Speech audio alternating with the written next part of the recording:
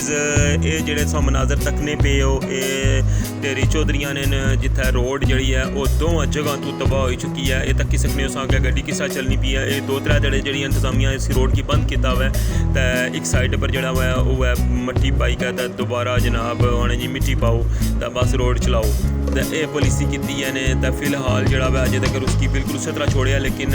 अज जिस जगह मैं जाई रहा तुसेंगी लेक है ये जेह्ड़ी है इससे तो थोड़ा जा अग्गें जासो हल्काबाद आह्ले पासों अगर तुस अछने हो तो हल्काबाद हो गया जेह्ड़ा अजवा गार्डन अशनामा रेस्टोरेंट इस तो थोड़ा जा अगर अच्छो हो गया कॉल्टेक्स पंप ने नालों जी रोड मुकम्मल तबाह हो चुकी है। सारी रोड जी वो उतों बही चुकी है।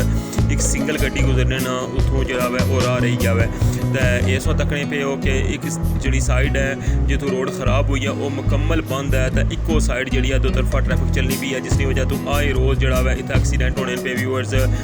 स्पैशली बाइक्स जोड़े उन्होंने गड्डियाँ हिट करनिया पियाँ और रक्शे भी आए रोज़ जो इतना हादसे होने लगे क्योंकि ये जी है इतना एक गड्डियां की स्पीड भी बहुत ज़्यादा होनी है तो दूआ जोड़ा भी बंदा इतों जाना है कोई भी आसरा नहीं करना तो दो तरफा ट्रैफिक जी एक साइड होने नहीं वजह तो ये भी वर्ड सामने तुसा तक्या हुआ है बन वाली रोड इतना टच होनी आनी क्या तो इस सामने तुसा इस तू जो अगला यू टर्न रचना व्यूअर्स इतने सामने जनाब तुसा तकसो कि इतना जनाब बनया हुआ कॉल्टेक्स पंप है उसने बिल्कुल कॉर्नर विचों जी वो रोड खराब हुई है यानी कि जैसे अजवा गार्डन तो थोड़े जगह अशने हो तो मैं सोचा क्यों ना तुसा की बाई रोड ही निकल जाया जाए तो नाल तुसा जनाब रोड ना भी व्यू तक्की सकने हो कंप्लीट कि किस तरह की पोजीशन है इसलिए तो यह जनाब अस पहुंचे आए हैं इतों जैसे ही अस यू टर्न पार कर तो इस सामने जनाब तक सकने बुन के रोड है क्या हालत हुई है।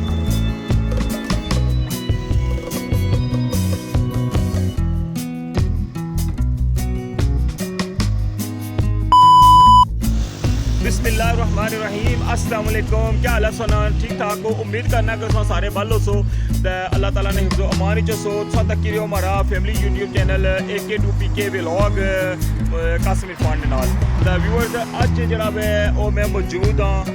मेन रोड पर अगर तुम अजवा गार्डन तो थोड़ा जा अग्गे अशने हो तो अग्गे जी रोड है वो सारी जी टुट फुट का शिकार हो चुकी है तो अज ने व्लॉग जिस गल करसा इस रोड के बारे तो नाल तुसेंगी दस्सां कि इसना कितना नुकसान होया है तो इसलै जी ट्रैफिक इसलै किस तरह चलनी पी है इसने को तो चलने स्टार्ट करने अज ना व्लॉग जी। तो व्यूअर्स इस वक्त तक सकने हो कि पानी इत्थै अजे भी जमा है क्योंकि ये रोड तो थोड़ा डाउन होने की वजह तो इतों हल्का जा बेंड भी है तो इत्थै पहले भी थल्ले तक सकने तुसां कि कितना इत्थै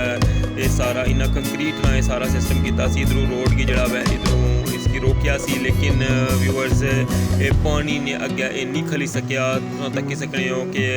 बिल्कुल बारीक एक पुश्ता लगना पाया है कि अगर इसकी थोड़ा जा डबल किया जाना इस कंक्रीट की तो शायद ली गल सी रुकी जाना तो अगे जी दूए पासे गहराई भी बहुत ज़्यादा है तो इसकी वजह तो ये तक्की सकने हो कि हूँ सिंगल गड्डी इतों गुजरनी पी है ये दूई गड्डी जी ना रस्ता जरा सी वो इतों बंद किया हुआ है तो अगर खुदा न खासा अगर राती कोई बंदा अशना है जिसकी नहीं है पता तो कुछ भी मसलन इसना मजीद हादसा कितना हो सकना है तो व्यूअर्स ये सामने सा तक्की सकने हो कि किस तरह पानी जड़ा है इस सारे जितना भी था ये अगर बनी सी ये दीवार उसकी सारी की निगाह थला ला गया वो तक्की सकने कुथा थल्ला तक कंक्रीट है ये हुई सी अगर इसकी मजबूत कंक्रीट की जानी अगर अच्छे तरीके कंक्रीट की जानी तो शायद ली गल सी बची जाए लेकिन अफसोस मंगी पता ही है साढ़े पाकिस्तान ठेकेदारी निज़ाम किया जाए